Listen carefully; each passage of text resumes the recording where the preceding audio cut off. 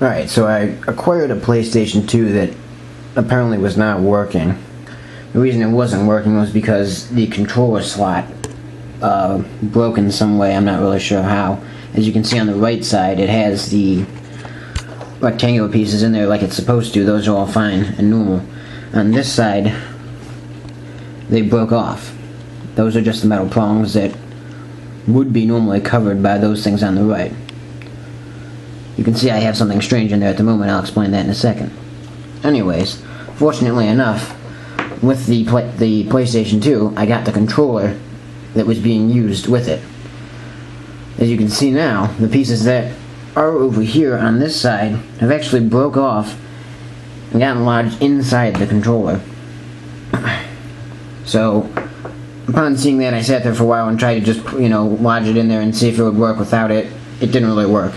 I tried taking those pieces out and putting them on there, just resting them on the inside of the thing, kind of trying to make it look like this, and it did not work very well.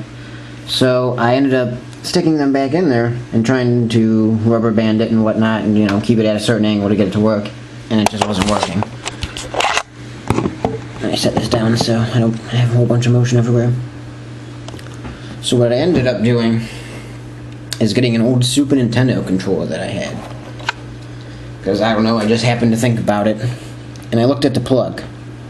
It has a similar style of things that, connect it, where it's just kind of like a guiding piece of plastic that holds it together. It's not the same shape, actually, as the other ones, obviously, because these ones are more rectangular than this. But I thought, why the hell not try it anyways? So what I ended up doing was taking a pair of actually like wire snips or something stupid like that I probably shouldn't have used, and cut down this part of the outside of the plastic first, all around here.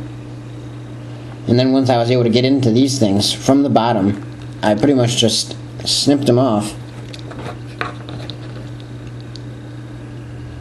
and got 3 of them, which is what I needed. I needed three ways to hold these together, basically. So now if you'll take a look, I have 3 gray tubes on the end of these metal prongs. It's literally just a piece of plastic. Nothing fancy. Just came right out of the controller. The end of it was just snipped off with pliers, and that's it. But when I put it on here,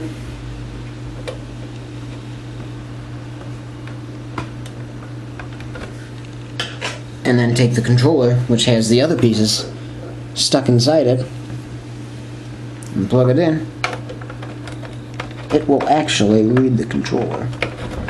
And if you don't believe me, I'll make another video, but I doubt anybody's really going to question it, because it's not that amazing. But it does work. So there you go. Fixed my PlayStation 2 with a Super Nintendo controller. Ta-da! And just to prove, in case somebody says that's bullshit too, that's in on my fucking controller. The end.